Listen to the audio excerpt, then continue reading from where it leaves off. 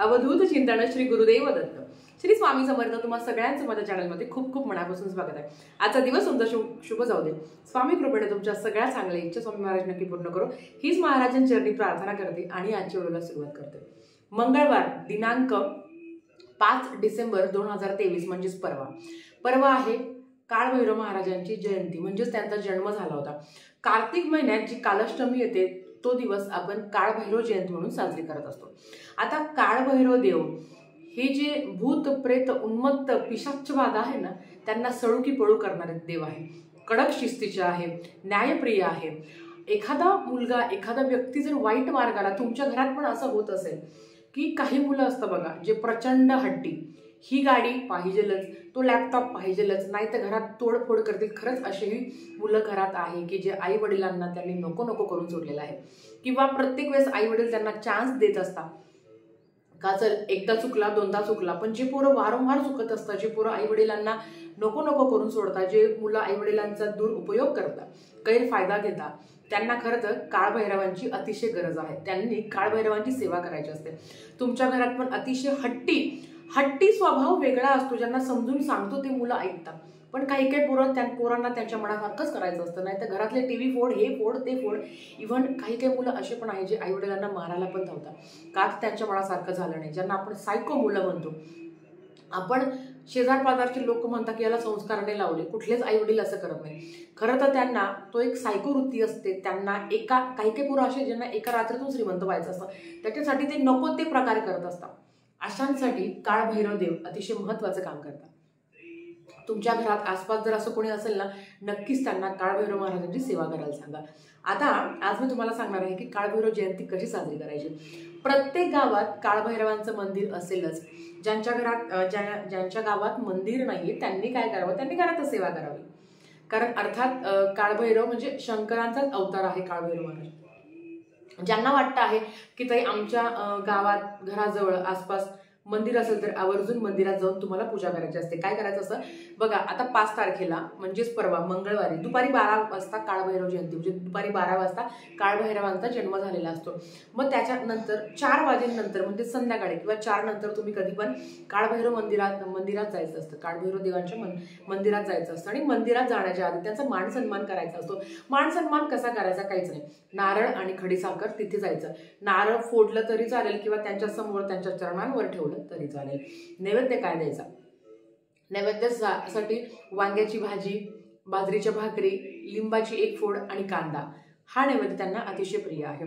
प्रत्येक घरात हा नैवेद्य दाखवला गेला पाहिजे। आता काय मी तुम्हाला सांगू का ताई, आम्ही मंदिरात जाऊन नैवेद्य दाखवला तर खूप चांगलं, पण ज्यांच्या घरात मंदिर नाहीये त्यांनी काय करावं, ज्यांच्या गावात मंदिर नाही त्यांनी काय करावं, घरातच तुम्ही संध्याकाळी जेव्हा संध्याकाळचा स्वयंपाक करतो 1 भाकर करा, वांग्याची भाजी, मग तुम्ही वांग्याचं भरीत करा किंवा फक्त वांग्याची भाजी नैवेद्यावर ठेवा, 1 लिंबाची फोड आणि कांदा ठेवा आणि तो नैवेद्य दाखवा। ज्यांच्या जवळपास मंदिर आहे त्यांनी मंदिरात आवर्जून हा नैवेद्य घेऊन जा, त्यांच्या चरणाजवळ तो नैवेद्य ठेवा।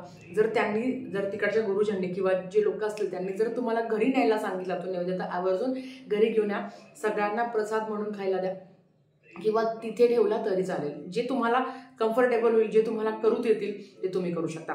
नारळ खडीसाखर तिथेच ठेवा, तुमची इच्छा असेल फोडायची तर फोडू शकता, पण मी सांगेल की तिथेच ठेवा, कारण त्याचा तो मान सन्मान असतो। एक काम करा, तुम्ही फोडायचं नारळ वेगळं घ्या, जाताना फक्त नारळ खडीसाखर ठेवून जा, त्यांच्या चरणांवर नैवेद्य ठेवा आणि नंतर जर तिथल्या गुरुजींनी तुम्हाला ते नारळ दिलं तर ते तुम्ही फोडा। पण त्यांनी नाही दिलं तर तुमची इच्छा असेल की मला नारळ फोडायचं आहे, नंतर तुम्ही नारळ फोडू शकता, हरकत नाही, पण त्यांच्या मान सन्मानासाठी ते नारळ तुम्ही घेऊन जा। आता हे झाल्यावर आपण त्यांचा मान सन्मान केला, छानपैकी त्यांना हार घेऊन जा। खूप गर्दी असते मला माहिती आहे, कारण वर्षातून एकदाच आपण जातो, खूप गर्दी असते। हे झाल्यावर त्या मंदिरात बसून काळभैरव अष्टकांचं पठण करायचं आहे। तुम्हाला अतिशय उच्च कोटीची सेवा आहे काळभैरव अष्टकं। तुमच्या घरात वाईट शक्ती आहे, बाधा आहे, सगळं चांगलं आहे, घरात कटकट आहे, नकारात्मकता आहे, शेजार पाजारांकडनं निगेटिव्ह वाईब्स येत आहे, असंख्य गोष्टी आहे ज्या घरात नकारात्मकता घेऊन आता मुलं हट्टी, तापट, आईबापाचं पटत नाही, मुलाचं वडिलांचं पटत नाही, मुलाचं आईचं पटत नाही, जी नकारात्मकता शक्तीने तुमचं घर भरून गेलं आहे, अशा वेळेस तुम्हाला काळभैरव महाराजांची सेवा तुमच्या घरात केली पाहिजे। दररोज संध्याकाळी जेव्हा आपण दिवाबत्ती करतो ना, तेव्हा घरात काळभैरव अष्टकमचं पठण केलंच पाहिजे. बऱ्याच अशा कमेंट्स येतात की ताई आमच्याकडे खूप क्रिटिकल आहे, खूप सिरियस कंडिशनला आहे आमच्या एखादा रिलेटिव्ह, सेवा सांगा. तुम्हाला सांगते अशा वेळेस काय काय करायचं.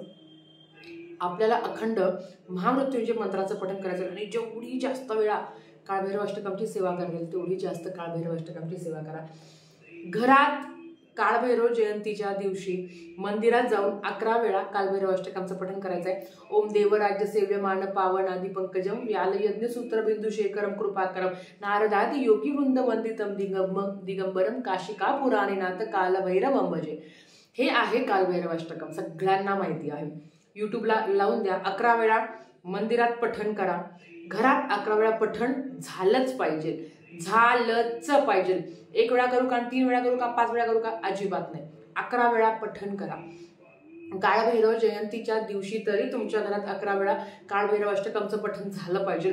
तुम्हाला माहिती आहे, जोपर्यंत घरातली नकारात्मकता, दरिद्री, कटकट, वाईट बाधा जात नाही तोपर्यंत माता लक्ष्मी घरात प्रवेश करत नाही.